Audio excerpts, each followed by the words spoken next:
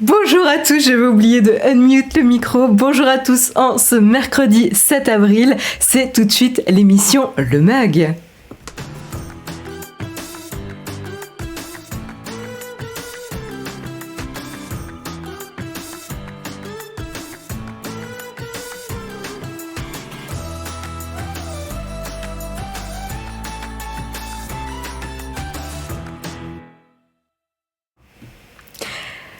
Je sais pas si j'ai pas coupé le générique en plein milieu. J'ai coupé au moment du fondu. Pourtant, je suis réveillée. Hein. Je vous assure, je suis réveillée ce matin, mais je sais pas. Je suis peut-être trop contente de vous retrouver. Et du coup, j'en oublie de faire les manipulations de base. Salut à tous. J'étais en train de regarder les jolis petits logos avec l'étoile sur le logo Naotech là dans la chatroom. Vous êtes tout mignons là avec des logos de différentes couleurs. Je sais pas à quoi ça correspond, mais ça travaille dur chez Naotech là, je vois. En tout cas, bienvenue à tous. J'ai mon petit mug à moi aussi là, mon petit mug que j'adore, qui est trop mignon. Bienvenue à Burberry, salut Burberry, c'est excellent comme pseudo. Salut Sir Newt, salut Malalo, salut Alwan Fly ou Alain Fly peut-être. Salut Mediboul, salut Hippomonis, salut Robin Nerzak, salut Sido, salut FR Jess, salut Nounix, salut The Bass, salut Clément. C'est notre abonnement. Ouais, mais du coup, c'est quoi les différentes couleurs? En effet, ouais, c'est ce que je me disais, que le petit logo Naotech c'était lié aux abonnements, mais est-ce qu'il y a des niveaux et c'est pour ça qu'il y a différentes couleurs? Ah là là, comme on est sophistiqué chez Naotech.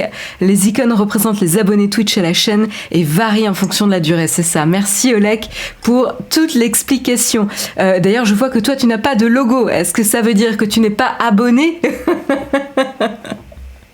Je vais afficher les gens qui n'ont pas de logo Naotech maintenant. En tout cas, bienvenue à tous. J'espère que vous avez la forme. Il fait beau, il fait froid, mais l'important c'est qu'il fasse beau et qu'on se retrouve pour débriefer de l'ActuTech. Et en parlant d'ActuTech ce matin, mais c'est quoi du coup le sommaire? Le sommaire, c'est qu'on va parler de TikTok et les sous-titres automatiques qui arrivent dans l'application. Ça va être assez pratique, je pense, même si je sais que vous n'êtes pas des fans de TikTok dans la chatroom. On continuera avec la news du jour. C'est évidemment le combat, la bataille juridique entre Google et Oracle, et spoiler alert, c'est Google qui l'a remporté. On rentrera un petit peu plus en détail sur qu'est-ce qui s'est passé depuis maintenant 11 ans, et oui, hein, ça dure depuis 2010, quels ont été les différents rebondissements et quelles vont être les conséquences pour, on va dire, l'industrie du software, du logiciel, voilà, parce que c'est ça qui est vraiment le plus intéressant en fait dans l'histoire. Et je compte sur vous parce que je suppose qu'il y a pas mal d'ingénieurs peut-être dans la chatroom, donc je compte sur vous pour me rectifier si je dis des bêtises, parce que on va parler d'API et compagnie.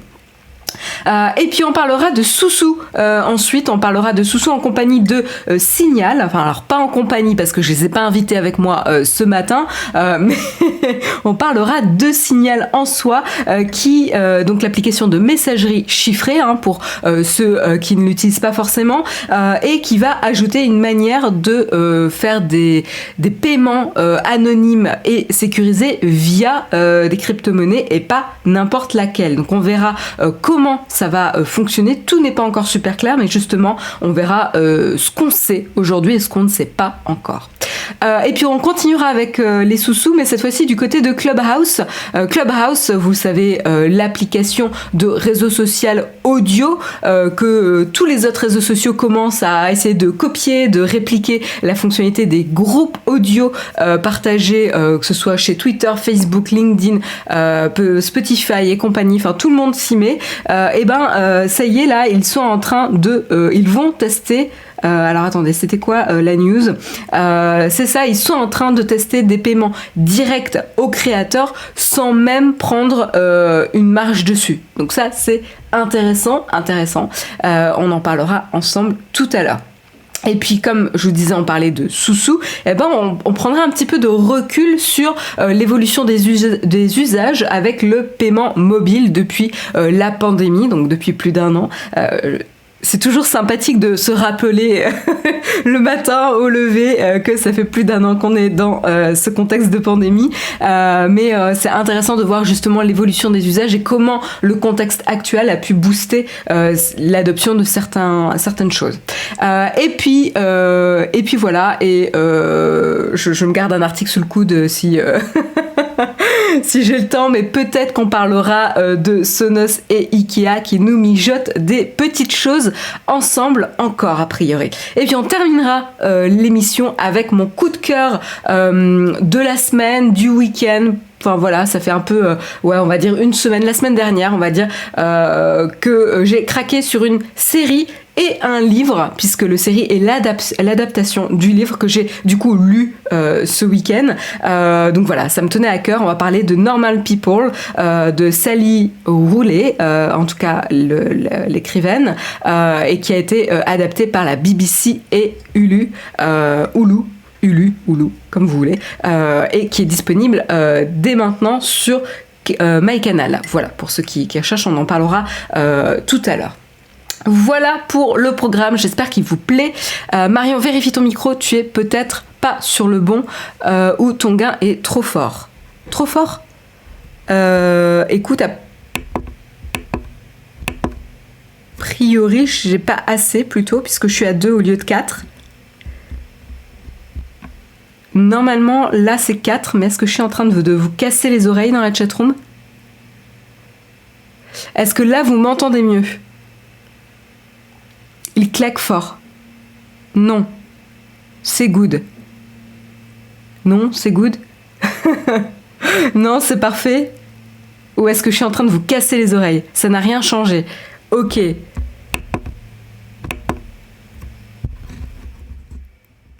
Est-ce que là, c'est mieux ? Peut-être. Est-ce que là, j'ai changé quelque chose. Je sais pas ce que j'ai fait, mais j'ai changé quelque chose. Le son est bon, mais il est un peu fort. Ok pour moi, trop bas, mieux. Oui, moins de bruit. Ok, on me dit c'est mieux, donc on va rester là-dessus. Ouais, là c'est normal. Ok. Oui, je sais pas du tout ce que je fais, parce que voilà, j'ai des petits points, j'ai pas trop de visibilité. Ok, bon, on va continuer comme ça. Merci en tout cas de l'avoir souligné. Oui, alors il y en avait qui me disaient que c'était trop fort, donc en effet pour ceux pour lesquels ça n'était pas trop fort, c'est devenu plus faible. Logique. Donc n'hésitez pas à essayer de monter votre volume pour ceux qui m'entendent un peu moins bien. Et je vous propose de commencer sans plus tarder avec les news tech.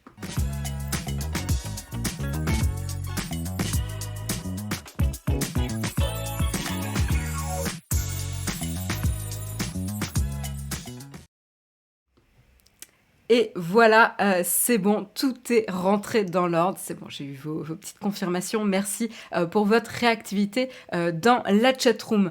Petite pause. Parce que moi aussi, après tousser le matin, j'ai besoin de monter. Donc on commence avec TikTok qui va rendre ses vidéos plus accessibles. Vous savez, TikTok, ce réseau social qui vous permet de regarder des vidéos en plein écran sur votre smartphone par des créateurs. Enfin voilà, il y a plein de contenus assez variés, assez créatifs ou pas en fonction de qui vous suivez. C'est un peu comme tous les réseaux sociaux, il y a de tout et de n'importe quoi aussi. Moi j'avoue que je suis des comptes qui me plaisent, mais j'ai pas, comme pas mal d'entre vous, je crois, j'ai pas l'habitude de consommer le contenu sur TikTok. Un grand merci Kiko Photob pour ton abonnement, un grand merci à toi, un grand merci également à Moukmoukator et également à Eluvatar09 et également à Mediboul. Vous êtes à fond là ce matin là, 4 abonnements alors que j'ai même pas commencé le premier article. Calmez-vous quand même. Laissez-moi faire au moins un article. Non, je rigole. Un grand merci évidemment pour votre soutien. Donc TikTok, ce réseau social présent en masse sur Instagram. Pourquoi tu dis ça, Bécris ? Ça m'intéresse. Donc du coup voilà, on va parler de TikTok qui rend donc ses vidéos, puisque c'est le contenu de la plateforme, c'est uniquement du contenu vidéo qui est disponible. Et donc vous le savez, pour la vidéo, quelque chose, une grosse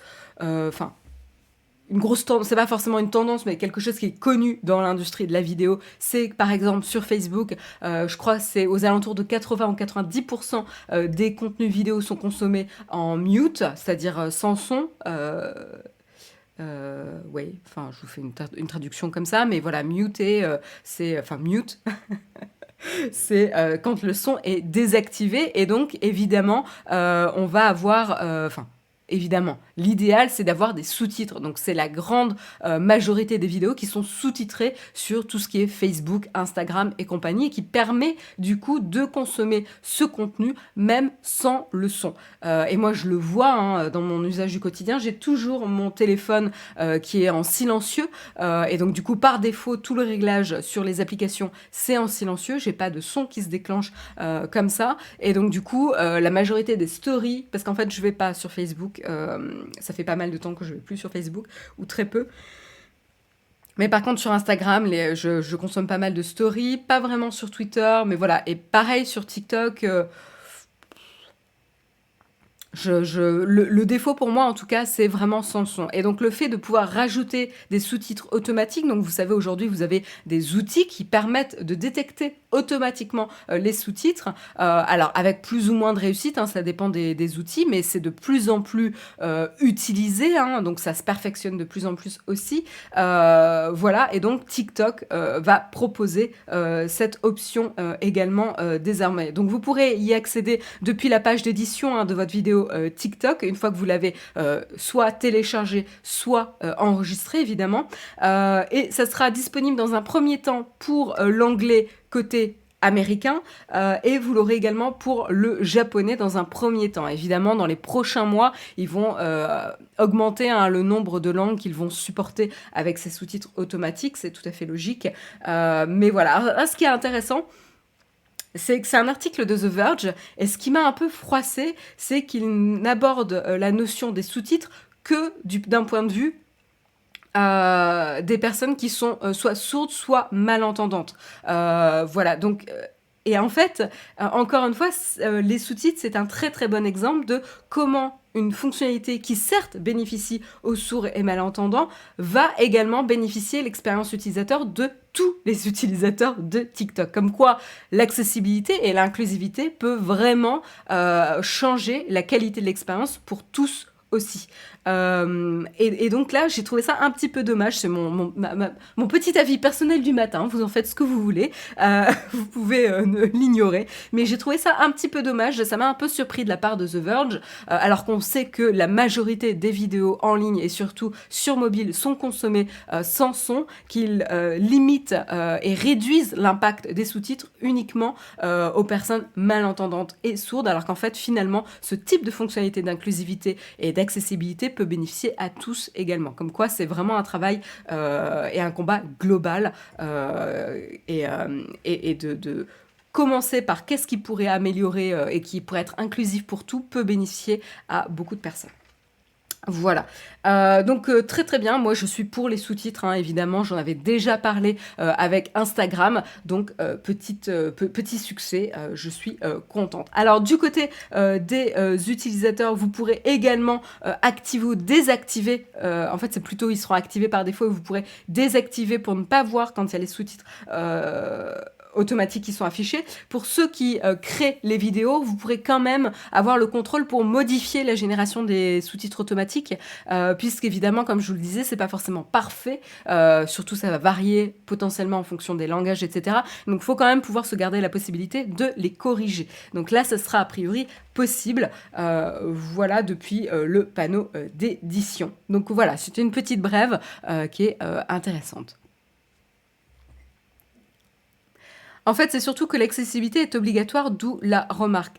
Pierre-Yves, Alors, en quoi l'accessibilité est obligatoire ? Il y a beaucoup de produits qui ne sont pas accessibles. Et alors là, si on commence à regarder les applications et les sites internet, il y a beaucoup de services qui sont pas 100% accessible. En plus, ça veut dire quoi l'accessibilité? Jusqu'à quel niveau? Il y a des standards qui sont communiqués sur le web. Il y a des critères que Google prend en compte, notamment pour le ranking le ranking, la définition de la priorité du score des sites internet, on va dire, qui va impacter le référencement.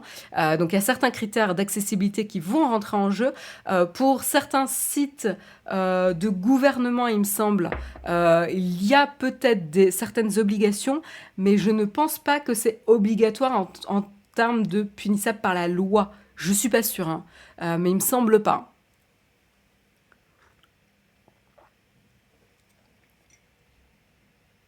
La France n'est pas le monde concernant l'accessibilité. Ça veut dire quoi comme phrase, Bidibule? Tu veux dire quoi par cette phrase? Donc oui, l'accessibilité est un sujet très important. Oui, voilà, vous me parlez de RGA, tout à fait. Il y a des standards comme ça qui existent. Il n'y a pas d'obligation légale, il me semble, hein. Il y a des recommandations en application depuis fin d'année dernière. Intéressant, je vais essayer de me renseigner là-dessus. Oui, les sites étatiques doivent être accessibles. Ça m'étonne pas, Toki 893.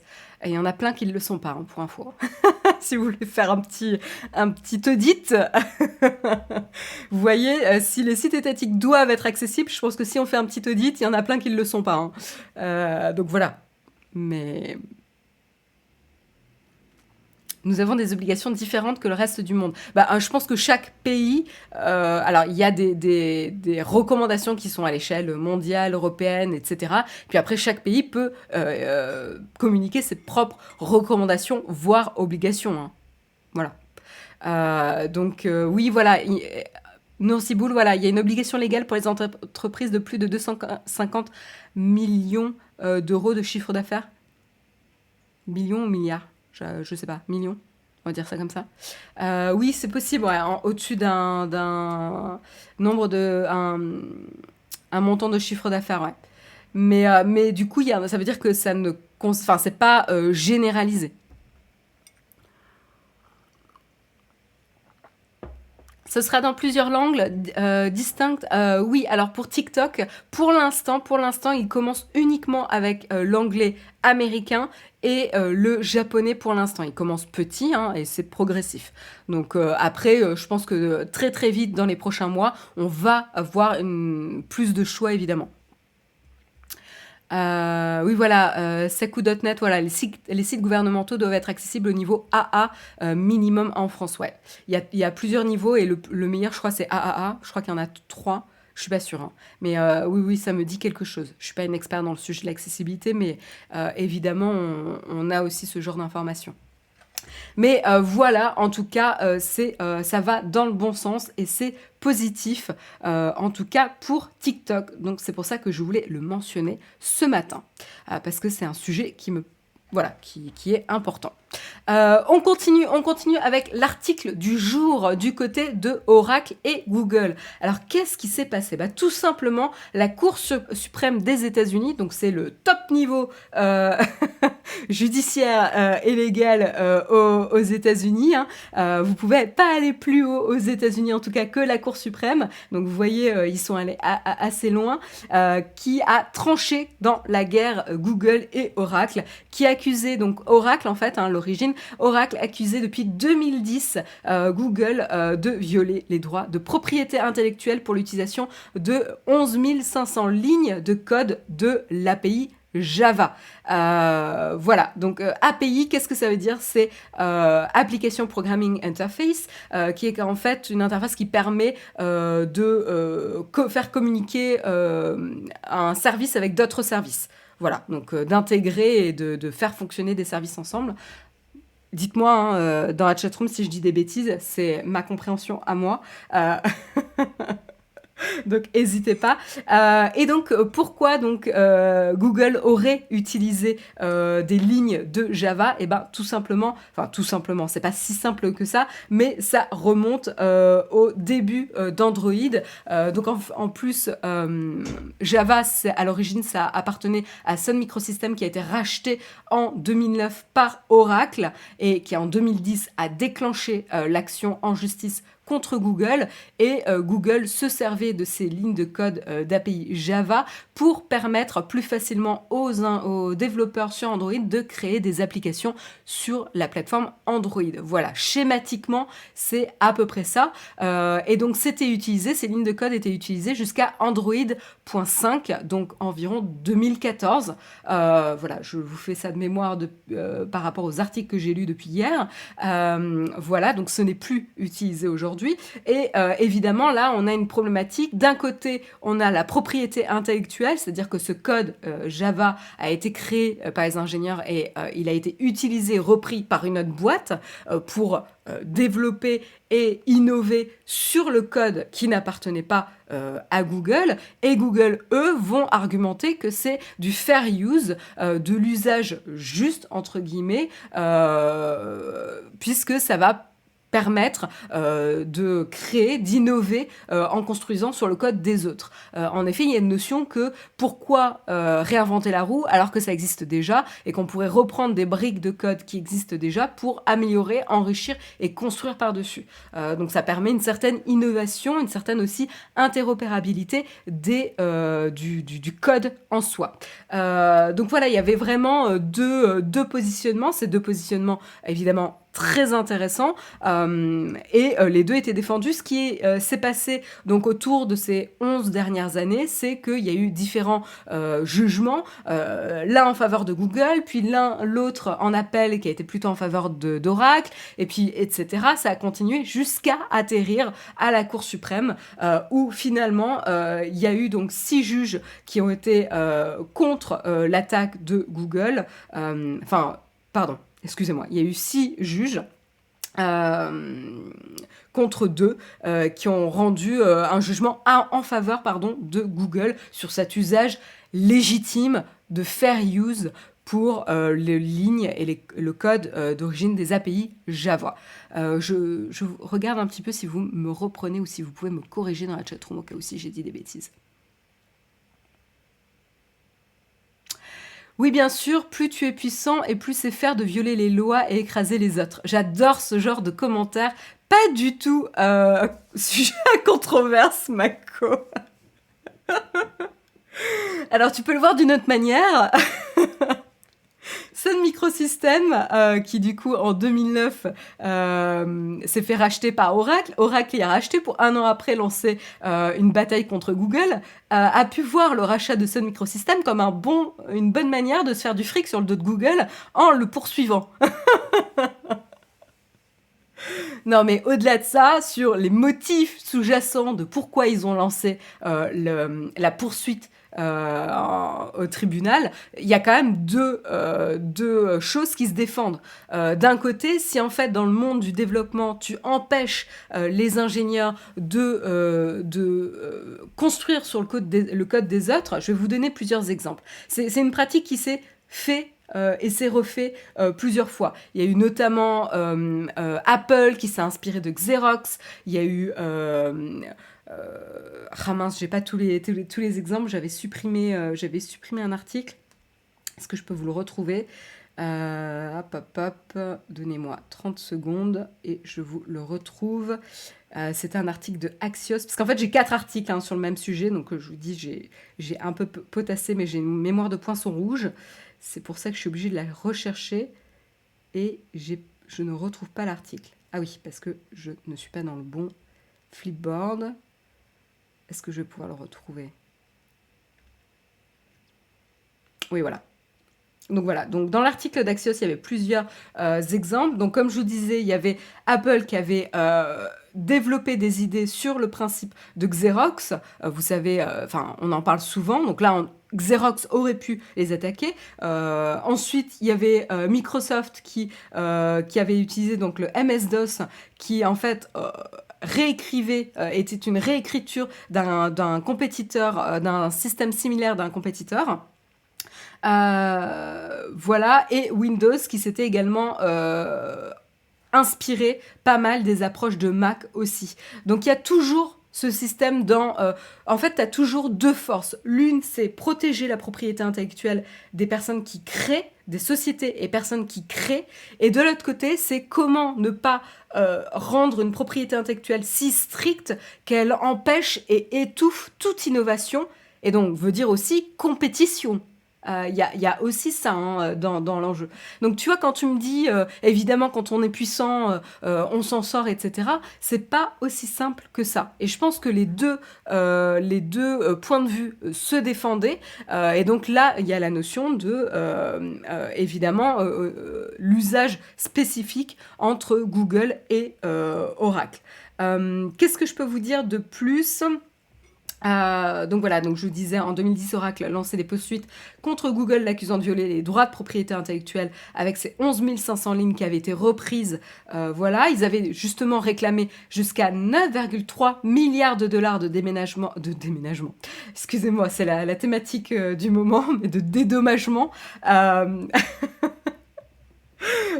Donc Oracle avait réclamé 9,3 milliards de dédommagement de la part de Google, et Google, eux, se défendaient justement sur un usage raisonnable, ce fair use, qui permet du coup d'avoir un ensemble de règles qui limitent l'exclusivité des droits de certaines œuvres, expliquant que les API, donc c'est Application Programming Interface, doivent pouvoir être utilisés comme en gros l'alphabet ou la grammaire. Ça devient des outils pour innover, pour s'exprimer sur Internet, entre guillemets.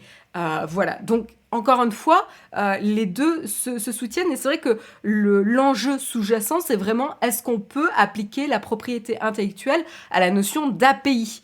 Et en fait, vous aviez un peu toute l'industrie software qui regardait cette discussion avec un grand intérêt, parce que ça allait potentiellement vraiment donner une nouvelle donne à l'industrie du software, voilà, dans le monde. Donc là, ça donne un précédent quand même si la Cour suprême n'a pas rendu un jugement vraiment spécifique sur la notion d'API. Ils se sont vraiment concentrés sur le cas Oracle-Google.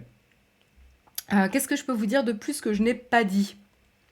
Donc précisément, Oracle avait attaqué Google pour la violation de copyright sur 37 API Java, mais en fait quand on rentre dans le détail, puisque c'était utilisé pour la conception à l'époque de la machine virtuelle d'Alvik, qui était au cœur d'Android jusqu'en 2014, ce que je vous disais, à peu près Android 5.0.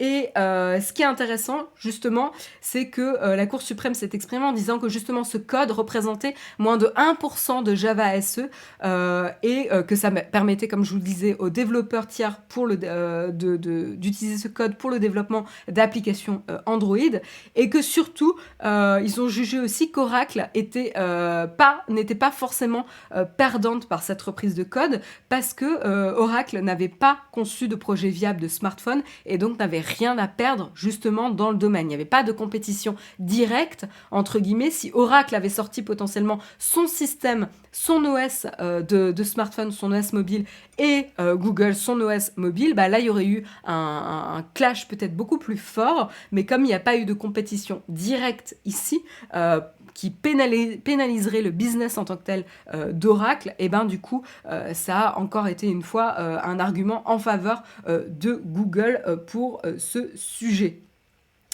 Et les derniers points que je voulais aborder pour ce sujet, voilà, donc on a notamment des citations des personnes chez Google qui se sont exprimées.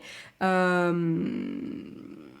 ne sais pas si c'était Google. Non, c'est le juge Stéphane Breyer qui, justement au nom de la majorité, qui ont rendu un jugement en faveur de Google, s'est exprimé, et il a dit « Nous sommes parvenus à la conclusion que dans ce cas où Google a réutilisé une interface utilisateur en ne prenant que ce qui était nécessaire. Donc il y a aussi ça, hein, c'est le scope, l'ampleur du code qui a été réutilisé. Ils ont utilisé uniquement le code strictement nécessaire pour permettre aux utilisateurs de mettre à profit le cumul de leurs talents. La copie par Google de l'interface de programmation Sun Java représente un usage légitime de ce contenu sur le plan du droit. En tout cas, c'est le jugement qui a été rendu.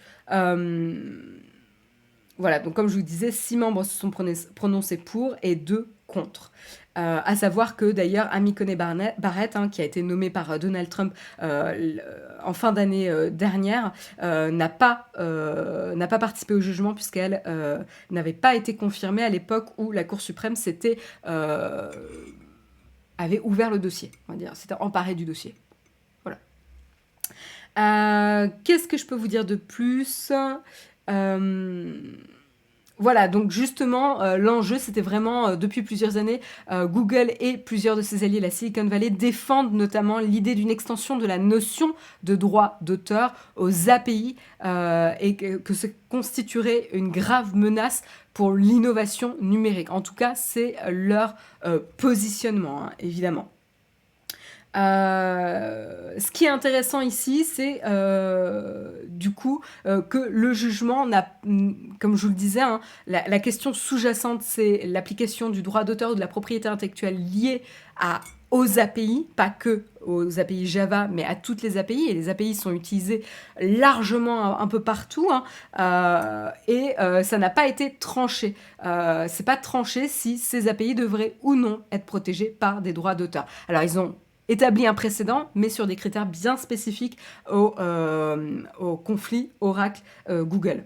Et donc justement, on a notamment des différents avis, hein, qui s'expriment, où ils disent « La Cour a justement évité de répondre à la principale question qui nous était posée. La déclaration d'un code est-elle protégée par le droit d'auteur ?» Certains estiment que oui, certains estiment que non pour le bien-être de l'innovation. Et en effet, il y a aussi la notion que les codes informatiques aujourd'hui occupent une place unique pour la propriété intellectuelle.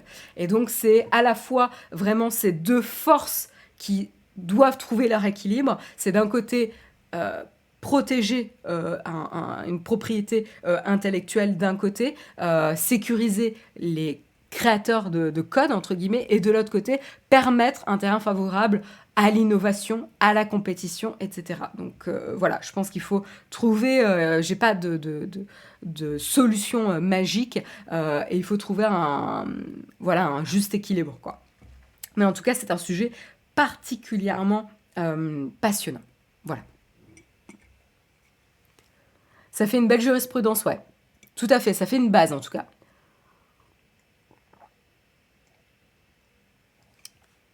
Si le droit d'auteur est appliqué au code, c'est une cata. En tout cas, Toki, ce qui est certain, c'est que ça va bouleverser le monde du développement si à un moment donné ça arrive. Alors après, je pense qu'il y aura des règles, etc.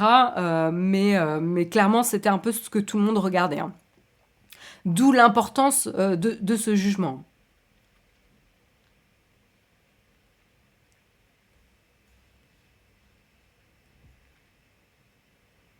Oui, mais sans Java, Google n'aurait peut-être pas réussi ce qu'ils ont fait grâce à ces lignes de code. Mais encore une fois, je suis tout à fait d'accord avec toi, Christophe, mais tu peux appliquer la même chose à Apple. Apple ne serait peut-être pas la société d'aujourd'hui s'il ne s'était pas inspiré de Xerox.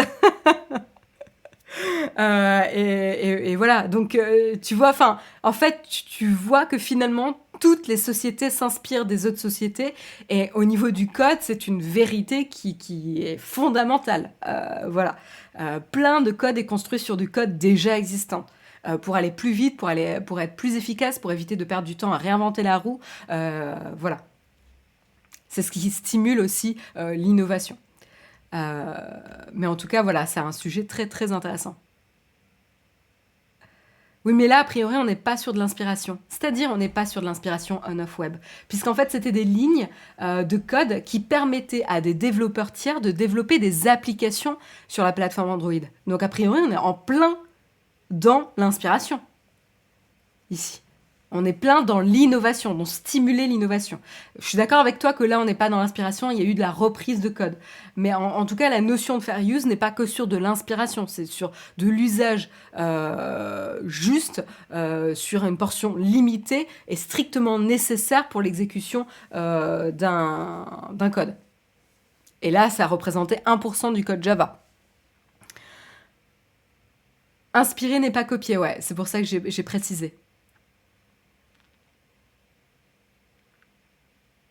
C'est pas parce que tout le monde pique le code des autres que c'est bien. Ça donne pas envie d'innover si on te pique tout ça comme ça.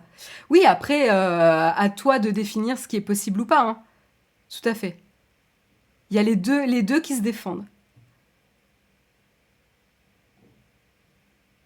Il n'y a pas que la notion d'inspiration, hein.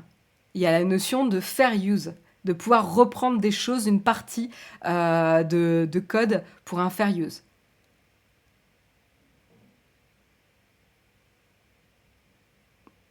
Et comme je vous disais, la majorité des boîtes tech ont fait cette pratique. Donc c'est pas aussi simple que ça, hein.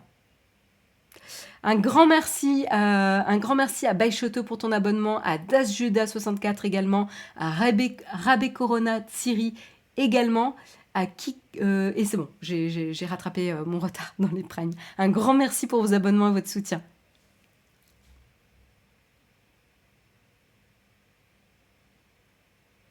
Intéressant, Norris Bull. Les programmes sont une œuvre de l'esprit, mais restent des solutions mathématiques.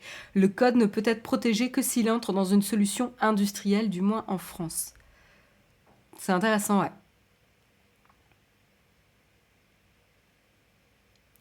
Ouais, c'est ça, c'est imaginer si l'inventeur des notes de musique avait les droits. C'est à quel moment, en fait, quelque chose qui est un outil devient une propriété intellectuelle et que pour utiliser des notes de musique, l'alphabet, etc., vous deviez payer des droits. Vous voyez un peu comment ça limiterait l'innovation? Et c'est en fait, c'est la frontière vraiment entre dans quelle sphère ça rentre, quoi, les API. Voilà, en tout cas pour le sujet. Je pense qu'on l'a pas mal couvert, mais ça sera intéressant. N'hésitez pas à réagir également sur Twitter, où on pourra continuer peut-être à la fin de l'émission si on a le temps sur le sujet, parce que c'est un sujet passionnant.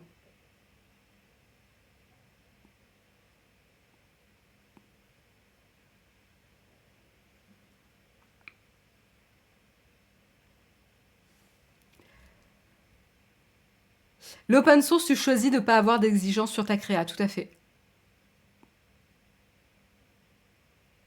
Tout à fait, tout à fait. On continue, et cette fois-ci, on va parler de Soussou. Petit sujet polémique, hein, ce matin. Allez-y, vous pouvez continuer. Mais on va parler de Soussou et Signal. Je pense que ça va vous faire réagir, mais ça m'intéresse justement de voir si vous allez réagir à cette news. Alors, Signal, c'est ce que je mentionnais durant le sommaire, le sommarion, parce que je pense que j'ai encore fait un peu plus long que d'autres personnes. Donc, durant le sommaire, je vous en parlais, c'est donc cette application de messagerie chiffrée qui est largement connue, ou en tout cas on en a parlé plusieurs fois maintenant dans le mug, et qui garantit du coup la vie privée ou la protection de l'identité des personnes qui échangent sur l'application Signal. Et donc là, c'est intéressant parce que Signal essaye de rattraper la compétition, puisqu'on voit de plus en plus des applications de messagerie proposer des services complémentaires tels que les transactions d'argent sur des applications de messagerie. Et du coup, là, l'enjeu pour Signal devient un peu compliqué, puisque comment permettre à une application de messagerie chiffrée qui base tout son concept sur justement la protection de l'identité des personnes qui échangent, et leur permet de faire des transactions qui n'enfreignent pas ou ne rompent pas justement cet engagement sur la protection de l'identité des personnes. Donc ça, c'est assez intéressant, c'est un problème pas forcément super évident à résoudre, et en tout cas, Signal s'y attaque. Puisque, d'ailleurs, pour la petite histoire, ils se sont lancés maintenant il y a 7 ans déjà. Je pensais pas que ça faisait aussi longtemps qu'il s'était lancé. Et donc du coup, ils vont permettre justement une fonctionnalité de paiement directement dans l'application. Donc ils vont utiliser le paiement grâce au support de la crypto-monnaie MobileCoin, qui est donc une forme de monnaie digitale ou numérique. J'ai pas dit digitale. Ne me tapez pas dans la chatroom. Je retire ce que j'ai dit. J'ai dit numérique. J'ai lu l'article, évidemment, comme ça en anglais, on se fait avoir à tous les coups. Donc de monnaie numérique qui fonctionne particulièrement bien sur les appareils mobiles et qui permettent de protéger soi-disant l'identité ou en tout cas les données privées des utilisateurs et donc l'anonymité des personnes.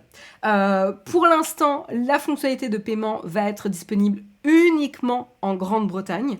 Voilà, ça sera limité en Grande-Bretagne sur iOS et Android et pas sur l'ordinateur. Donc voilà, ça sera limité à ça. En fait, ils voulaient le tester sur un échantillon de personnes un peu plus réduit qu'aux États-Unis. Puis en plus, il n'y a pas de support évident de MobileCoin, il me semble, aux États-Unis, alors qu'en Grande-Bretagne, il y avait quelque chose qui permettait de soutenir, d'échanger sur MobileCoin.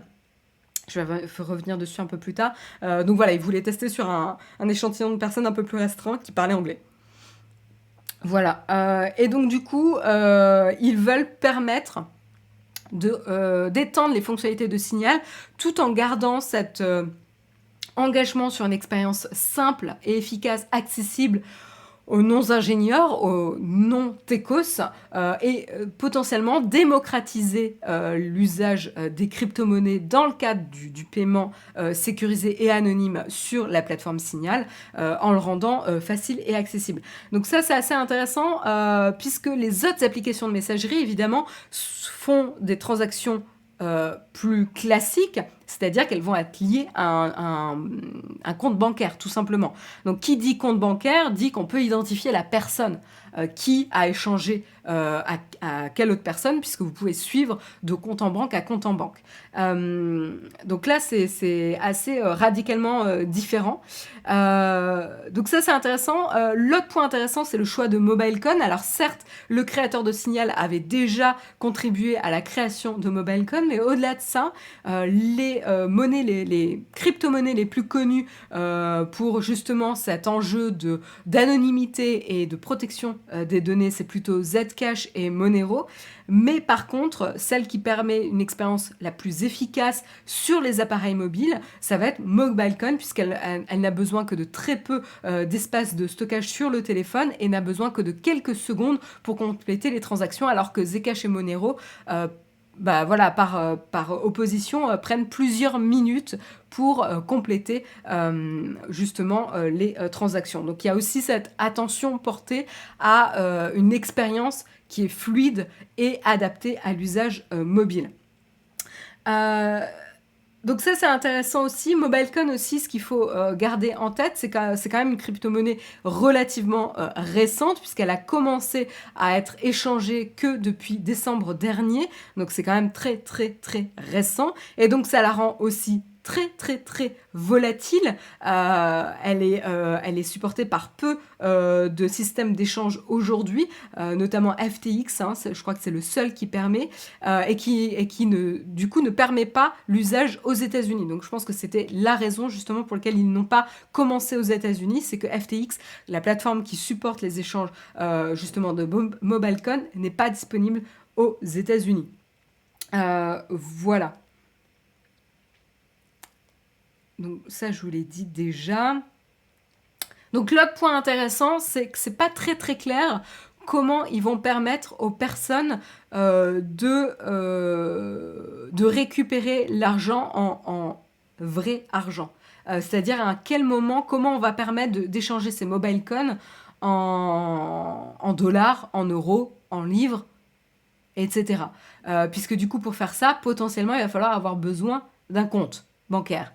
Et donc du coup, comment on fait pour garantir l'anonymat également à ce moment-là?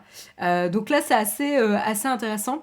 L'autre notion aussi, l'autre enjeu où on n'a pas vraiment de réponse, c'est pour comment ils vont mitiger la volatilité de MobileCoin. Alors, ils pensaient potentiellement inclure une autre fonctionnalité qui, par défaut, garderait une monnaie stable, c'est-à-dire potentiellement euro, dollar, enfin quelque chose de stable, et n'utiliserait le MobileCoin, ne convertirait pardon, en MobileCoin qu'au moment de faire une transaction et re-échangerait une fois la transaction effectuée sur une monnaie stable pour éviter que entre les jours, les heures, etc., la valeur ne change trop de son portefeuille sur Signal. À voir. Encore une fois, ça semble un peu compliqué, mais c'est des sujets qu'ils vont devoir aborder s'ils veulent rendre justement l'adoption de ce paiement en crypto-monnaie pratique et efficace pour tout le monde. Puisque là, c'est vraiment le parti pris, c'est rendre ça accessible, ce genre de paiement anonyme accessible au plus grand nombre. Donc voilà. Alors, qu'est-ce que je peux vous dire de plus? Donc c'est intéressant aussi parce que du coup, du moment où Signal se lance sur ce type de possibilité de paiement anonymisé, ça va évidemment attirer, on peut anticiper, hein, on peut faire des hypothèses, ça va attirer l'œil des régulateurs sur justement, bah mon Dieu, si on peut faire des paiements anonymisés, ça va être le terrain favorable et l'outil favorable pour les criminels qui vont utiliser Signal, etc.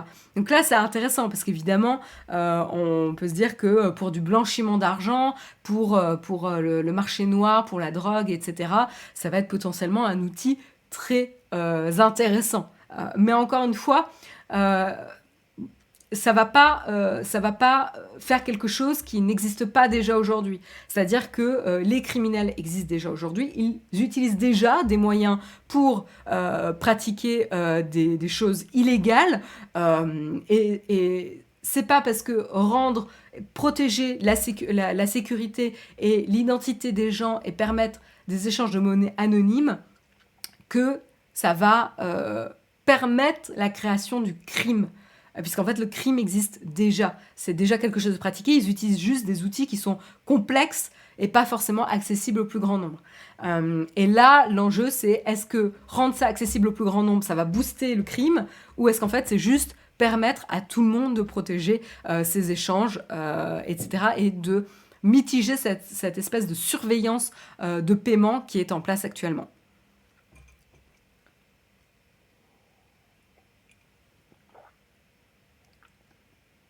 Alors, je lis un petit peu vos commentaires. Ça renforce l'image des apps pour gens douteux. Ouais, potentiellement, c'est ce qu'on peut leur reprocher, tout à fait.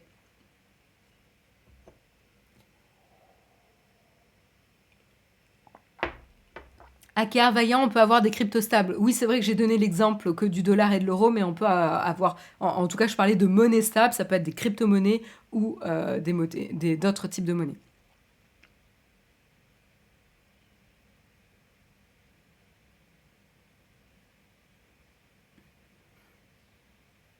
Qui a déjà utilisé l'envoi d'argent par messagerie ici?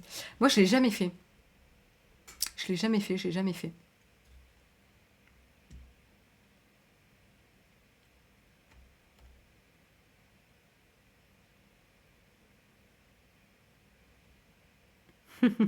C'est quand même marrant quand on touche au secteur bancaire pour les autres fortunes. Là, il n'y a pas de problème, mais dès que l'on veut donner un petit peu le pouvoir aux financiers, le pouvoir financier aux masses, ça coince. Mm.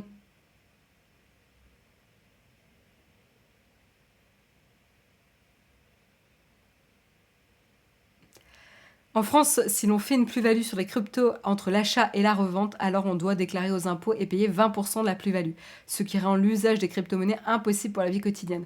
Ah, c'est intéressant. Merci pour le détail. Donc voilà, en tout cas pour le sujet. En tout cas, c'est quelque chose que je trouve très très intéressant à voir comment ils vont se dépatouiller. Il y a pas mal de personnes inquiètes à l'idée que Signal se lance dans l'enjeu des paiements mobiles. En tout cas, là, ce qui est intéressant, c'est qu'ils veulent supporter MobileCon avec un système, mais à voir comment ça va se passer. Là, pour l'instant, c'est un peu trop tôt, on va dire, pour se prononcer très exactement. On continue du côté sous-sous, puisque c'est un sujet que vous aimez bien, mais qui est intéressant en même temps, voilà.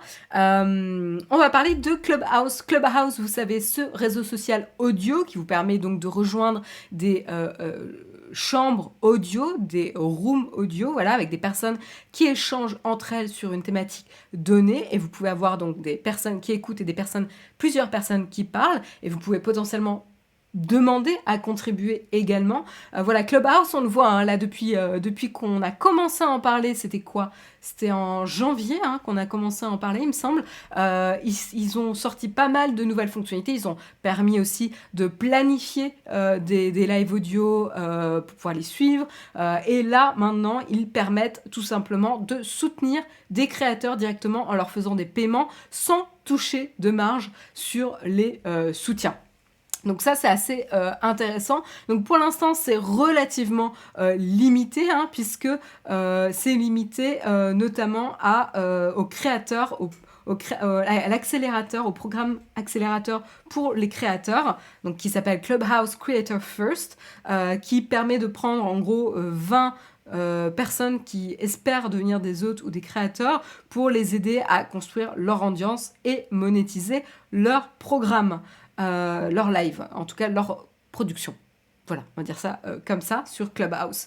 Et donc tout simplement, comment vous le voyez que la fonctionnalité est disponible ? Alors il faut déjà trouver un profil qui est concerné par cette fonctionnalité, et sur la page profil du compte, vous allez avoir un bouton tout en bas qui permet de soutenir. Voilà, donc c'est aussi simple que ça. Pour l'instant, moi j'ai pas réussi à en trouver un sur Clubhouse. Je me suis un peu baladée hier soir pour voir si je trouvais un des comptes, mais j'en ai pas vu. Et pour rappel, Clubhouse est toujours limité à iOS et sur invitation, mais bon, maintenant tout le monde a des invitations, donc c'est relativement facile d'y accéder, voilà. Et la version Android est toujours en construction actuellement. Voilà, donc pas plus de choses à dire. Ce que je trouve intéressant, c'est le fait que pour l'instant, Clubhouse ne prend pas de marge. Alors, est-ce que c'est une promesse qu'ils font ? C'est-à-dire, Clubhouse, c'est quelque chose qui vous permet de monétiser votre plateforme, mais on ne prendra pas de pourcentage sur les dons. Est-ce que finalement, dans le futur, on peut imaginer que certes, ils ne prennent pas de pourcentage sur les dons, mais pour les créateurs qui ont une certaine notoriété, il faudra payer finalement l'accès aux outils Clubhouse pour gérer sa communauté. On ne sait pas, pour l'instant, voilà, on n'a pas de business model super clair pour Clubhouse, donc c'est intéressant. Pour l'instant, leur enjeu, c'est la croissance, pouvoir attirer suffisamment de créateurs pour que le contenu qui est présent sur la plateforme soit intéressant pour attirer des gens, parce qu'en fait, ça va être une bataille de contenu qui va se livrer, puisque Clubhouse s'est lancé, mais on a toutes les autres plateformes qui sont dans les starting blocks, et même plus que dans les starting blocks, pour avoir l'équivalent. Donc là, ça va être vraiment, où est-ce que ce type de format, on a plusieurs questions qui se posent, c'est où est-ce que ce type de format va pouvoir s'épanouir, sur quel type de plateforme. On avait même Spotify qui en parlait, où là, ça peut être intéressant, parce qu'il y aura peut-être des lives audio, des concerts qui vont être partagés. Vous voyez mon sourire, je suis en manque de concerts pendant 1 an là. J'ai pas eu ma dose. Je me rappelle pas la dernière fois où je suis restée plus d'1 an sans voir de concert. Bref, je vais arrêter de m'apitoyer sur mon sort. Et qu'est-ce que je disais ? Donc on avait Spotify, on a LinkedIn d'un côté, on a Facebook, on a Twitter. Bref, on a plein de services qui sont vraiment en train de travailler dessus. L'autre question qui se pose, c'est la pérennité de ce type de format audio. Est-ce que c'est quelque chose, c'est un engouement passager lié à la pandémie, le fait qu'on a peu de contacts sociaux, et que du coup, de pouvoir partager et de partager avec d'autres personnes, d'interagir et de pas être dans cette position uniquement passive du podcast, finalement, est-ce que c'est quelque chose qui va perdurer après la sortie de la pandémie, même si on n'en voit pas le bout ? On ne sait pas. En fait, il y a plein de questions comme ça qui se posent. Donc pour l'instant, Clubhouse, la priorité, c'est pas forcément de lancer son business model, mais c'est plutôt de prouver qu'ils peuvent attirer du contenu de qualité, des créateurs de qualité, aider des créateurs à créer leur communauté. Il y a aussi la notion de plus tu arrives tôt sur un réseau social, il y a moins de monde, plus de chances, plus tu as de chances et de facilité de construire ta propre communauté et d'être une des stars de ce réseau social. Le problème quand tu es créateur, c'est qu'à chaque fois, il faut, pas forcément à chaque fois, mais il y a quand même un coût à entretenir une communauté sur X plateformes différentes. C'est un coût de concentration, de bande passante, etc. Donc, à voir si Clubhouse réussira à être suffisamment important pour les créateurs pour réussir à les attirer et à fidéliser aussi. À voir. C'est des sujets intéressants, encore une fois. Et puis on termine avec le dernier petit sujet sous-sous du jour. Et puis je vais m'arrêter là pour les articles tech ce matin. C'est l'évolution des usages de paiement mobile. Donc très intéressant, il y a eu un rapport qui a été partagé par la société d'analyse eMarketer qui a montré que l'usage des paiements mobiles dans les magasins a augmenté de 29% l'année dernière aux États-Unis, puisqu'évidemment la pandémie a poussé les consommateurs à éviter d'utiliser le cash, les billets, les pièces, etc., qui nécessitent un contact avec la paume de la main, à la faveur des paiements sans contact, type carte de crédit, etc., ou paiement mobile. Je sais pas pour vous, mais moi je me rappelle même au premier confinement où carrément on pouvait entendre les commerçants dire est-ce que vous n'avez pas plutôt une carte de crédit pour le paiement quand des personnes essayaient de payer avec des pièces ou des billets. Donc ça, c'était vraiment intéressant. Ça a accéléré énormément l'adoption justement de ces paiements, de ces modes de paiement mobiles. Et donc du coup, l'année dernière, 92,3 millions de consommateurs américains âgés de 14 ans ou plus ont utilisé justement ce type de paiement mobile au moins une fois dans les 6 derniers mois en 2020. Donc assez important. Et ils attendent une croissance jusqu'à 101,2 millions cette année. Donc une belle croissance aussi en perspective. Ce qui veut dire aussi que l'usage maintenant va bientôt surpasser la moitié des smartphones, des utilisateurs de smartphones en 2025. En tout cas, c'est les prévisions données, c'est que l'adoption en tout cas des paiements mobiles va continuer à croître et jusqu'à dépasser même la moitié des utilisateurs de smartphones. Donc largement adopté. Donc l'adoption principalement l'année dernière a été plutôt chez les plus jeunes consommateurs, que ce soit la génération Z ou les millennials. Qu'est-ce que je peux vous dire de plus ? Les millennials justement sont représentent 4 millions d'un total de 6,5 millions des nouveaux utilisateurs de porte-monnaie mobile, on va dire ça comme ça, dans les années 2021 à 2025. Non, plutôt les Gen Z, pardon, excusez-moi, la génération Z fait les 4 millions sur les 6,5. Qu'est-ce que je peux vous dire de plus ?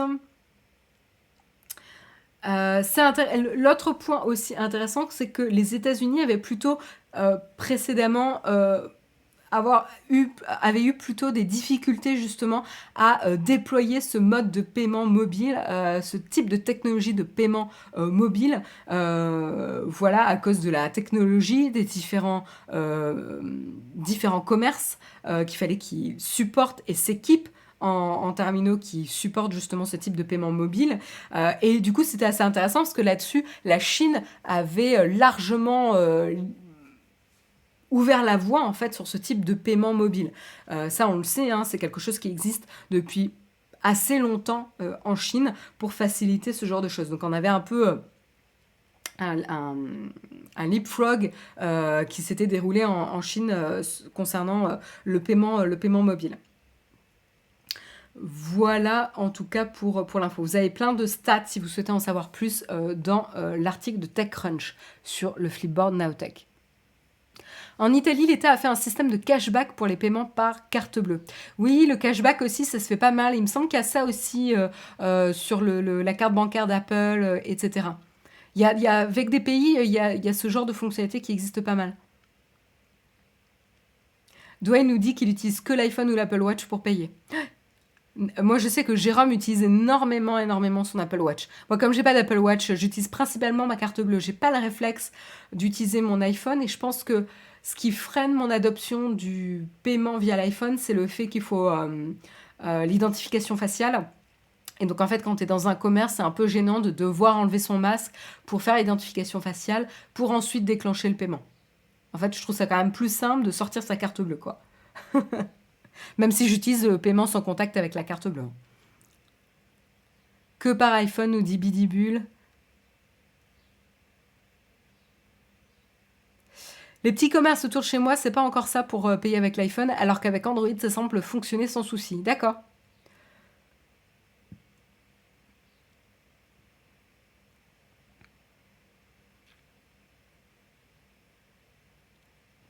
J'ai loupé ce qui s'est passé sur Oracle, vous en parlez après. Dean Tui, on en a déjà parlé, donc je te recommande d'écouter plutôt le replay, puisqu'on l'a traité il y a quelques minutes.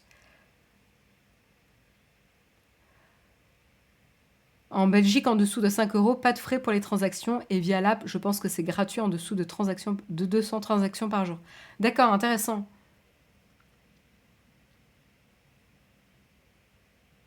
J'utilise de plus en plus l'Apple Watch, fini de fouiller la sacoche à la recherche du portefeuille.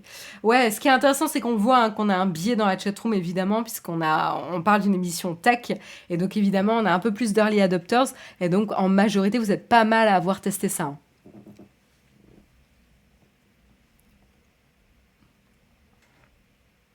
Je ne paye que par Apple Watch. La Watch aussi pour moi.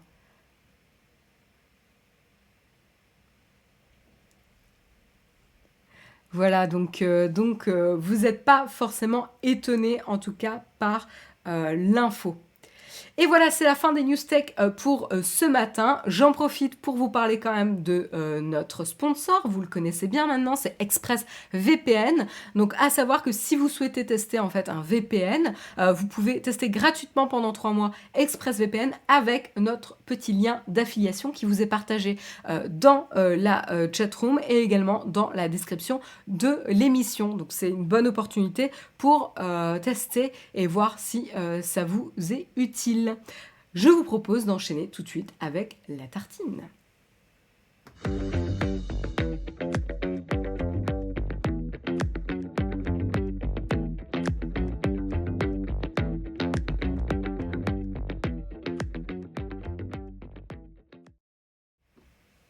Et voilà, c'est la tartine. Donc, je vais en profiter pour vous parler d'une série qui m'a fait craquer, donc série et livre, même si normalement je parle surtout de contenu disponible de manière numérique, et ben là il y a également le livre que j'ai lu ce week-end. Donc la série que je souhaitais vous parler, en fait, elle est tirée d'une adaptation donc, du roman de Sally Rooney, où je crois que j'avais mal prononcé son nom tout à l'heure, donc d'un roman de Sally Rooney du même nom, hein, qui s'appelle Normal People. Donc pour ceux qui sont intéressés, la série est trouvable désormais sur MyCanal, donc voilà, facilement trouvable pour ceux qui sont intéressés. Alors c'est quoi le synopsis de la série? Donc je vais essayer de vous résumer ça, hein. C'est vous suivez en tout cas Marianne et Connell, les deux protagonistes principaux de la série Normal People, qui justement le titre de la série s'appelle Normal People, et justement ils ont l'impression de ne pas être normaux. Ils ont un sentiment tous les deux de ne pas se fondre dans le moule, d'être anormal et de ne pas être capable de s'adapter à la société d'aujourd'hui. Donc c'est intéressant, ils se rencontrent au lycée dans une petite ville irlandaise du nom de Sligo, et un peu tous les opposent, puisque Marianne, elle, est issue d'une famille aisée, elle est plutôt solitaire, et elle est un peu, enfin les autres personnes du lycée la trouvent un peu bizarre, voilà, elle est un peu étrange, et du coup elle est un peu mise de côté, pointée du doigt, etc. D'ailleurs, elle a un background familial un petit peu compliqué, puisqu'elle a une famille assez dysfonctionnelle, et son père est mort il y a quelques années, lorsque la série commence. De l'autre côté, on suit Connell, dont la mère fait le ménage justement dans la famille de Marianne, et lui, par contre, il est extrêmement populaire, parce que c'est un peu le sportif star du lycée, et il est extrêmement populaire, même s'il est peu bavard, plutôt introverti, et lui n'a jamais connu son père, et sa mère l'a eu très jeune. Voilà. Un point commun qui les fait se rejoindre, c'est qu'ils sont tous les deux excellents élèves. Et puis il se trouve qu'au fur et à mesure, ils vont... voilà, en tout cas, la série commence comme ça. Ils vont démarrer une liaison secrète. Alors, qu'est-ce que ça veut dire, liaison secrète ? Tout simplement, ça veut dire qu'ils vont coucher ensemble. On va pas prendre de gants ici. Par contre, Connell, vu qu'il est mal à l'aise par rapport à l'étrangeté de Marianne, et il ne veut pas s'attirer les regards de ses potes, puisque lui, il est populaire au lycée, etc., il veut pas attirer l'œil, démarrer des polémiques ou quoi que ce soit. Il veut absolument tenir cette relation secrète. Elle, Marianne, comme elle a pris l'habitude dans sa famille de ne pas forcément être respectée et de se faire petite comme une souris et transparente pour laisser passer l'orage, elle ne va pas se rebeller.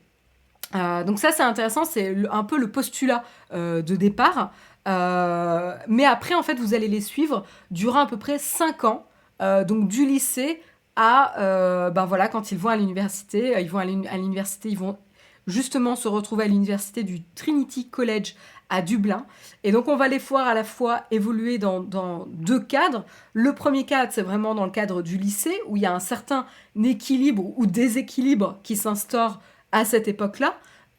Et puis on va les suivre justement à l'université, où finalement le déséquilibre va s'inverser, puisque finalement ici on va retrouver Connell, qui est un fils de famille pauvre ou très très modeste, qui est plus forcément le sportif prisé du lycée, hein. Et du coup il a une vie sociale qui est pas forcément facile, et il va avoir beaucoup de peine à s'intégrer.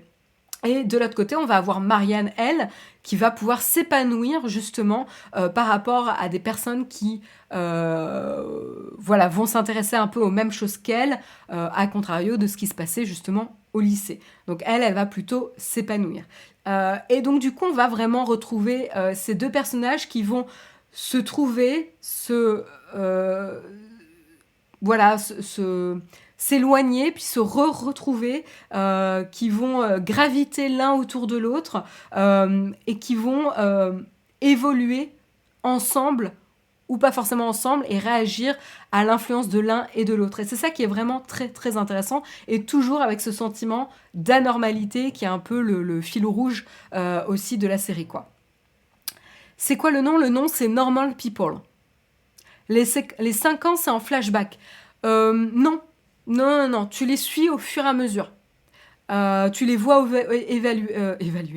évoluer au fur et à mesure. Donc non, c'est pas des flashbacks. Il y a un peu plus cette notion de flashback dans le roman, mais pas dans la série. Voilà. Et donc l'autre chose aussi assez intéressante, c'est que Marianne, elle va essayer de parler. Elle, à la fois, comme je vous disais, elle a assimilé la notion qu'elle n'était pas importante par rapport à sa relation avec la famille, etc. Donc elle a assimilé, ça ne veut pas dire que c'est une bonne chose, hein, au contraire, mais elle a assimilé cette notion qu'elle n'était pas importante. Mais par contre, elle a quand même un caractère assez fort, elle a des opinions affirmées, etc. Donc du coup, elle s'exprime, elle est plutôt extrovertie. Alors que Connell, de l'autre côté, est quelqu'un qui va être très très introverti et qui a formulé pas mal de choses dans sa tête. Et du coup, il y a vraiment ce jeu de silence, d'incompréhension qui va s'installer, et aussi de partage, en tout cas, entre les deux. Ce qui est très intéressant avec cette série, et une chose pour laquelle je voulais vous en parler, c'est le traitement du sujet. C'est-à-dire que vous regardez le premier épisode, et c'est vrai que Jérôme me disait, le premier épisode, lui a pas donné envie, par exemple, de continuer la série. Puisque il y a pas grand-chose qui se passe finalement dans la série. En fait, vous suivez le quotidien de deux personnes qui voilà, sont très attachées à l'un et à l'autre pendant plusieurs années. Et ça dure 12 épisodes. Voilà, c'est relativement court, il me semble. Alors attendez, je vérifie ça avant de vous dire une bêtise. Le format des épisodes, c'est ça, c'est des épisodes courts de 23 à 30 minutes à peu près. Voilà. Et en fait, certes, il se passe pas grand-chose, et en fait, il y a cette notion de normalité, c'est-à-dire on fait pas face à des gens qui sont extrêmement beaux, parfaitement apprêtés, qui sourient toujours au bon moment. On a vraiment cette notion plutôt de proche de la réalité. Et donc, c'est intéressant parce que à la fois, eux, ils ont l'impression de ne pas être normaux et de ne pas réussir à s'inscrire dans la série, dans la société, de trouver leur place. Et ils ont l'impression que tous les gens autour d'eux, ils ont du mal à connecter. Alors que finalement, le traitement de la série fait très réel, très vrai, très émouvant. De part de ça, il y a vraiment, c'est une série sans artifice et c'est ça qui la rend très très très belle. Donc c'est une coproduction qu'on a droit, qui nous est proposée par BBC et la plateforme américaine Hulu. Qu'est-ce que je peux vous dire? Donc on a vraiment la mise en scène d'une relation qui est, donc comme je vous disais, banale. C'est deux êtres humains qui évoluent l'un par rapport à l'autre, vice-versa, qui est également assez fusionnel, et qu'on va suivre du coup durant à peu près 5 ans. Ce qui est intéressant, hop, ce qui est intéressant aussi, c'est le traitement des scènes de sexe. Alors il y en a beaucoup, c'est-à-dire que la série est très explicite, mais c'est des moments intimes, c'est-à-dire que c'est pas des moments de sexe, c'est des moments d'intimité partagés entre deux personnages. Et c'est ça en fait qui m'a vraiment aussi marqué dans la série, c'est qu'il n'y a pas de voyeurisme, il n'y a pas de grands projecteurs lors de ces scènes, c'est-à-dire qu'on les voit à la fois avoir un rapport sexuel, mais à la fois avant et après, au repos. On voit des corps nus au repos. Et en fait, il y a cette notion d'intimité vraiment qui s'instaure entre les deux. C'est-à-dire, au début, on se dit, mais pourquoi en fait ils se rapprochent? Et en fait, il y a cette proximité qui se passe au moment du rapport sexuel, qui crée une intimité et un lien très très fort entre les deux personnes, et une espèce de bulle intime et safe, de bienveillance entre les deux personnages, où ils s'autorisent du coup à partager leur vulnérabilité de manière réciproque. Et c'est ça que j'ai trouvé assez remarquable aussi dans cette série.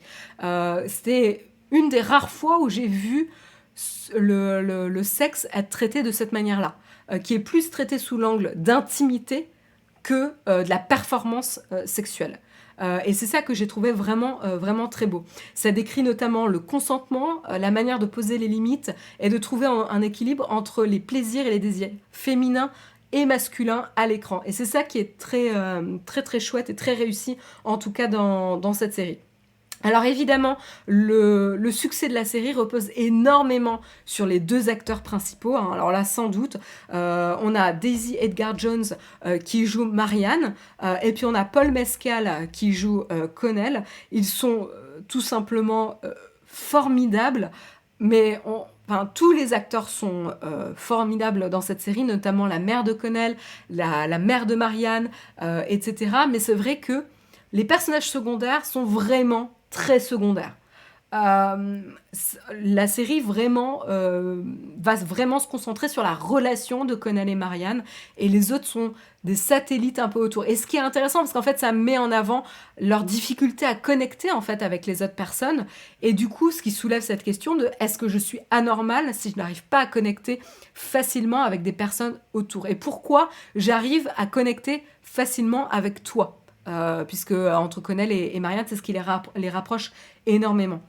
Donc vraiment, voilà, la série repose énormément sur ces deux acteurs, repose énormément sur le traitement visuel, la photo de la série.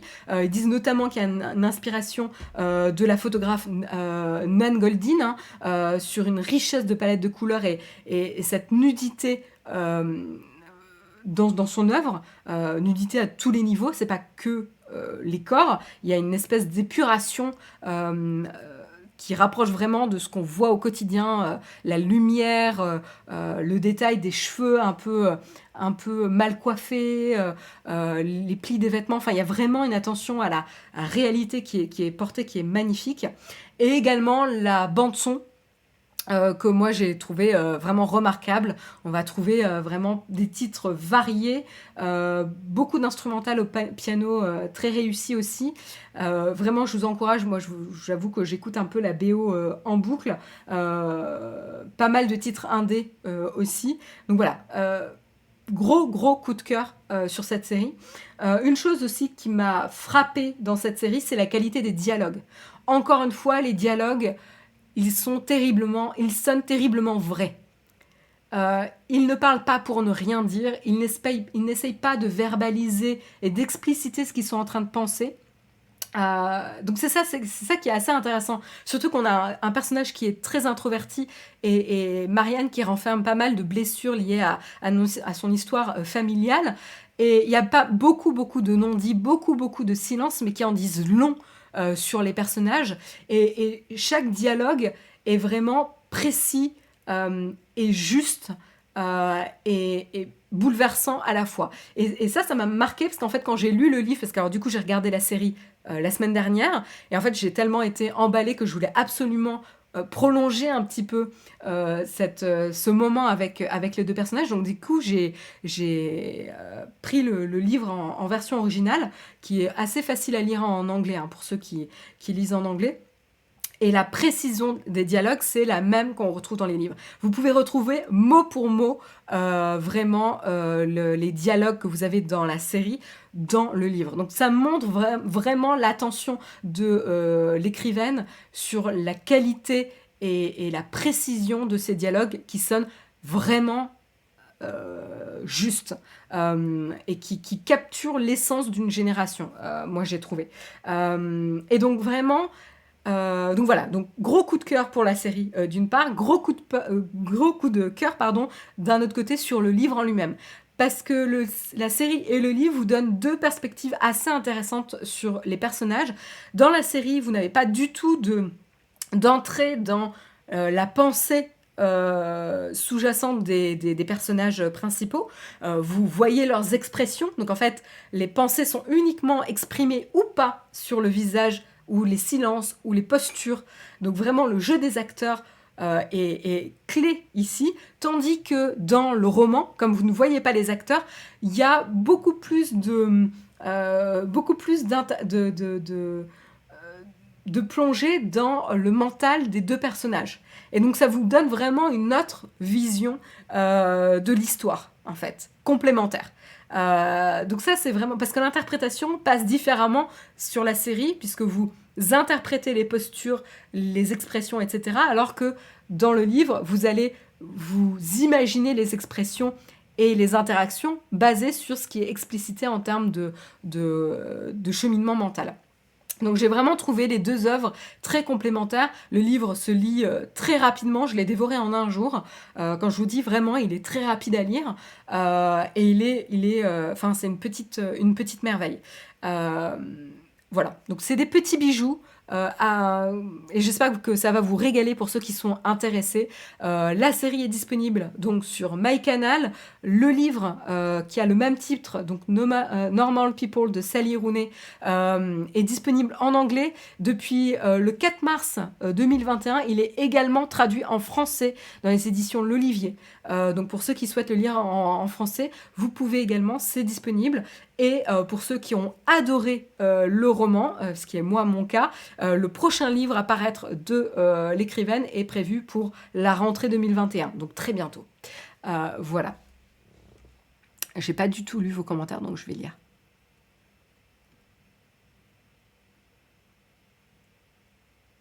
Je suis abonnée à Canal+, et Starzplay n'est pas dans mon abonnement. Alors oui, la série est disponible sur Starzplay, qui maintenant depuis récemment, fait partie du catalogue disponible sur MyCanal.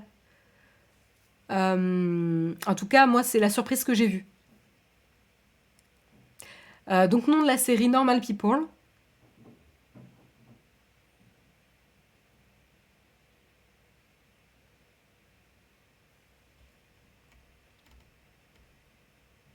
Ouais, gros coup de cœur, je vous confirme.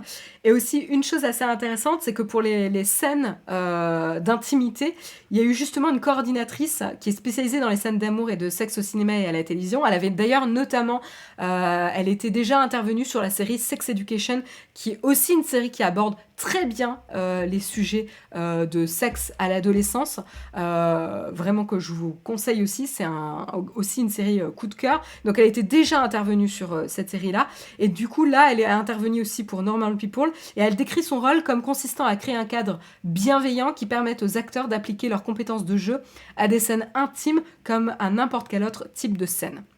Et je peux vous dire que ça marche terriblement. Il y a une alchimie entre les deux acteurs et une aisance, puisqu'en fait c'est vraiment au cœur du roman, c'est cette intimité, cette bienveillance qui se crée dans cette sphère intime, qui contraste énormément, par exemple, avec leur comportement en public. Puisque c'est ce que je vous disais, au lycée, Connell, par exemple, la relation avec Marianne était tenue secrète.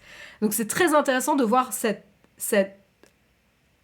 changement drastique entre cette sphère terriblement intime où ils sont tous les deux, ils se livrent, ils partagent leur vulnérabilité. C'est ça qui est assez remarquable durant ces scènes intimes, alors que ils sont refermés comme des huîtres lorsqu'ils sont en public. Donc ça, c'est assez frappant, quoi. Voilà. Alors, c'est une série émouvante qui va aborder aussi des sujets difficiles liés à la santé mentale, au cadre familial, etc. Mais c'est pas une série tire-larme. Genre, j'ai été très émue, mais c'est jamais gratuit. C'est ça que j'aime beaucoup dans cette série. C'est toujours extrêmement juste et fait avec beaucoup de pudeur et beaucoup de subtilité. C'est un peu l'opposé de This Is Us, par exemple. Où ils sont tous beaux, tous parfaits, il y a des drames et des cliffhangers à tous les épisodes. Je dis pas que This Is Us, c'est pas une bonne série. J'ai beaucoup aimé, notamment les premières saisons, etc. Mais c'est vraiment pas du tout le même parti pris. Voilà. Donc voilà, allez-y et dites-moi ce que vous en avez pensé. Est-ce qu'il y en a qui l'ont déjà vu? Parce qu'en plus, la série était disponible au premier confinement en 2020. Moi, je l'avais pas vue à ce moment-là. Je l'ai vue en mars quand elle est devenue disponible dans le catalogue MyCanal. Il faut arrêter de dire disponible sur MyCanal, ça ne veut rien dire, c'est un agrégateur d'offres. Ok, désolé Vincent. Donc ça doit être disponible dans l'offre série de Canal+. Voilà. Ça fait partie du catalogue Starsplay en tout cas.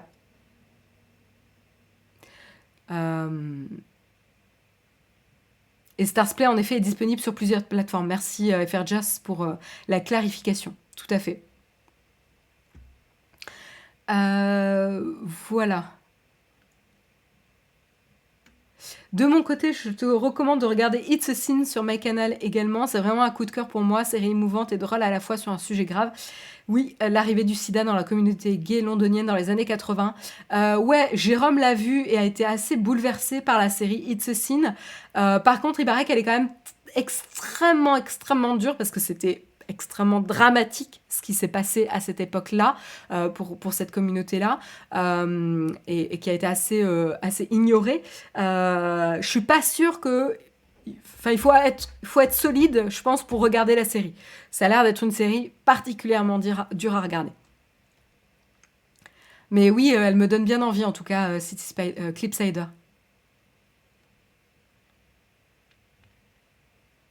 Starsplay, on me dit qu'elle est aussi disponible dans un abonnement, dans une offre Rakuten TV pour s'abonner à Starsplay, et également disponible sur Apple TV, pour ceux qui souhaitent uniquement avoir accès à la série.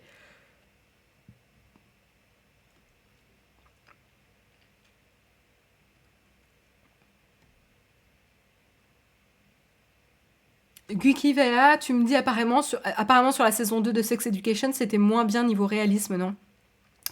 Je sais pas, j'ai pas ce souvenir. J'avais beaucoup aimé aussi la saison 2. Mais c'est vrai que la saison 1, t'as l'effet de surprise, quoi.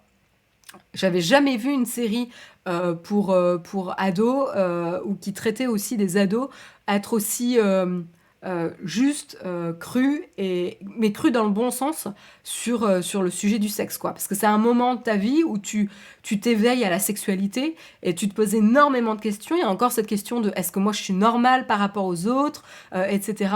Est-ce que mes désirs sont normaux et s'ils sont pas normaux ou s'ils ne s'apparentent pas à la majorité des modèles de sexualité, est-ce que c'est grave? Est-ce que je dois réfréner mon désir, etc., etc. Enfin, Sex Education, il aborde vraiment des sujets très, très intéressants. Et moi, je trouve qu'il le fait plutôt bien. C'est un blockbuster. Alors, la série, c'est pas un blockbuster. Par contre, le livre, c'en est un. Il avait remporté un prix et c'est un best-seller, hein. Il s'est extrêmement bien vendu. Je sais pas si j'ai des chiffres. Il s'est écoulé à plus de 1,5 million d'exemplaires depuis sa parution en 2018. Et il a gagné un prix. Donc c'est vraiment... ouais, c'est assez acclamé comme roman.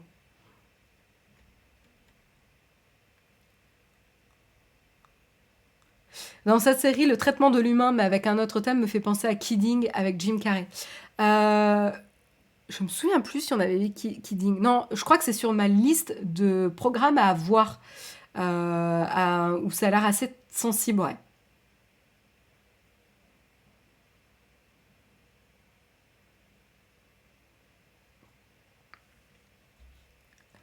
Alors oui, moi je vous parle de contenu, je suis pas pour vous dire prenez tel abonnement ou tel abonnement, hein. Il se trouve que nous, on a fait le choix de prendre un abonnement qui donne accès à beaucoup de plateformes, mais c'est pas parce que je vous parle d'une série qu'elle est disponible quelque part que je suis en train de vous dire abonnez-vous, quoi. Si vous êtes intéressé, je vous dis où elle est pour la trouver, et après c'est votre choix. Ma série préférée restera The Leftovers. La BO de The Leftovers est incroyable. C'est pas forcément ma série préférée, mais c'est une de mes bandes son préférées, ça c'est sûr.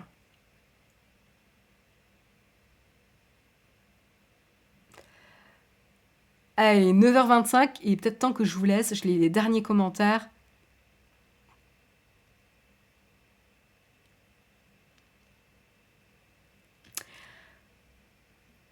Dur, c'est évident. Là, je pense que tu parles. Ouais, Clipsider nous parle de It's a Sin et ils nous disent dur, c'est évident, mais tellement bien réalisé. Elle est aussi drôle et on ne retient pas que les moments tragiques. Même si oui, c'est une série tragique et on en ressort assez chamboulé, c'est sûr. Ouais. Bon, en tout cas, voilà. J'espère que ça vous a intéressé. En tout cas, allez-y. Je vous ai pas montré de visuel de la série. C'est peut-être un petit peu dommage quand même. Euh, je vais quand même vous le faire. Hop, juste pour que vous voyez un petit peu des images, vous puissiez vous faire une idée.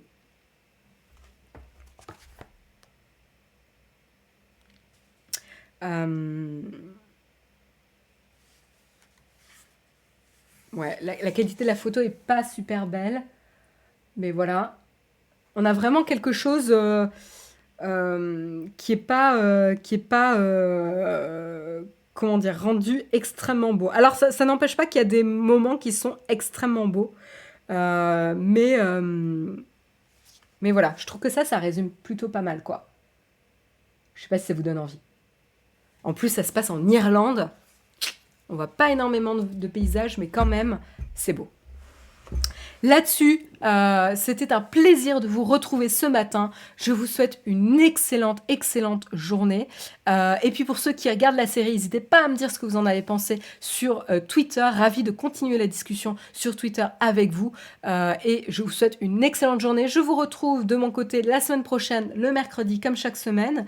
Sinon, aujourd'hui, vous pouvez retrouver également le Shop Nowtech à à 12h30, 12h30 comme d'habitude sur Twitch. Et demain matin, comme tous les jeudis, vous pouvez retrouver Guillaume à 8h pour le prochain mug. Je vous souhaite une excellente journée et à très bientôt. Bye bye.